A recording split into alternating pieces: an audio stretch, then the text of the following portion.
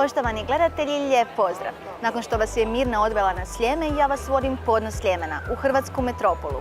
Arheološki, povijesni, etnografski, prirodoslovni, sve su to dobro poznati zagrebački muzeji u koje odlazimo s vremena na vrijeme kako bismo se podsjetili zašto je Zagreb kulturno središte. Iako je i to dobar prijedlog za jesenske vikende, ovaj ću vam put predložiti nešto drugačije. Pokazat ću vam 3 posve drugačija muzeja. Idemo!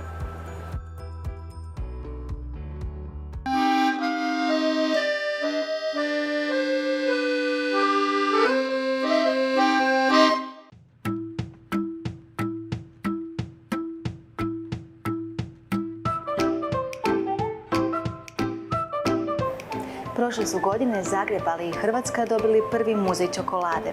Riječ je o tematskom parku posvećenom čokoladi, desertu koji sadrži esencijalnu aminokiselinu triptofan koja sudjeluje u proizvodnji serotonina poznato kao hormon sreće. U Varšavskoj 5 doznaćete sve o povijesnom, geografskom i kulturološkom značaju većini ljudi omiljenog slatkiša. Iza cijele priče stoji jedan bračni par.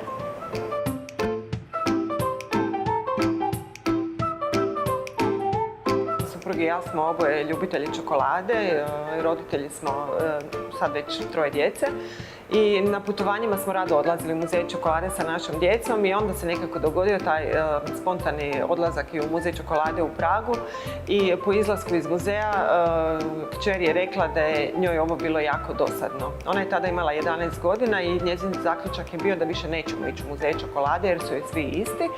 I na putu iz Praga, na putovanju koje je trajalo 8 sati, mi smo smišljali kako bi izgledao idealan muzej čokolade u koji bi ona rado išla ponovno kad bi takav postojao. I kad smo stigli u Zagreb, zaključili smo, pa eto, smislili smo ga, ajmo ga mi otvoriti. Tako su se supružnici Cerovac pobrinuli da vas kroz interaktivan pristup povedu na put kroz vrijeme i prostor, pritom aktivirajući sva osjetila, vid, miris, dodir, sluh i ono najdraže, okus.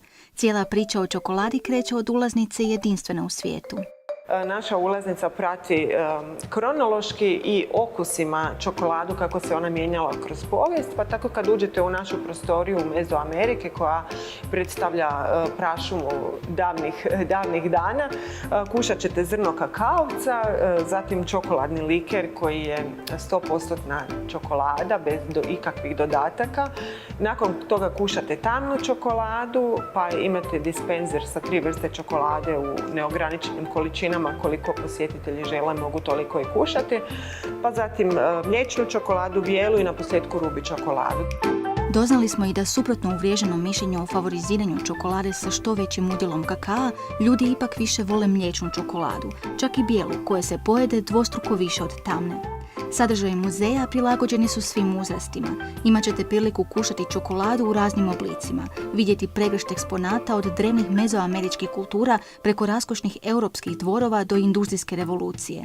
Samljet ćete zrno kakaa, zamuditi čokoladni napitak, okusiti topljenu čokoladu, vidjeti početke čokolade kakvu danas poznajemo, naći se u tvornici čokolade i sjesti u salon baroknog dvora. U potonjem je izložen porculan koji je služio za ritual ispijanja čokolade. Malo je poznato da je ista gotovo 97% svoje povijesti bila napitak. Englezi su bili nešto malo, ajmo reći, maštoviti, pa su u viktorijanskom razdoblju izumili tu šalicu koja se zove cup mustache, šalicu koja je prilagođena muškarcima s brkovima. U šalici se nalazi jedan mali dio koji vam omogućava kada pijete napitak da brkovima ne dodirujete sami napitak, da se ti brkovi ne bi oštetili, odnosno lijepo oblikovani brkovi voskom da se ne bi slučajno od vlage uništili. Čokolada kakvu danas poznajemo i na čijoj se jednoj kockici ne možemo zaustaviti, nastala je za vrijeme industrijske revolucije. Među brojnim zanimljivim pričama u muzeju čokolade dočekat će vas i ova. Jedan od pionira u tom čokoladnom svijetu je i Neuhaus, jedan Švicarac koji odlazi živjeti u Belgiju. Zanimljivo je da se on bavio farmacijom, znači bio je ljekarnik. Htio je prodati što više lijekova i domislio se tome da u tu tekuću čokoladu umače svoje lijekove i da dobije čokoladne lijekove. Tako da je zapravo imao puno više lijekova mogao prodati. Za nekoliko godina njegov se unuk dosjetio da u tekuću čokoladu možemo staviti bilo što. Na primjer lješnjak, orah, nekakvu kremu ili neki alkoholni, ajmo reći, napitak, tako da je time došlo do ideje da se naprave prve praline.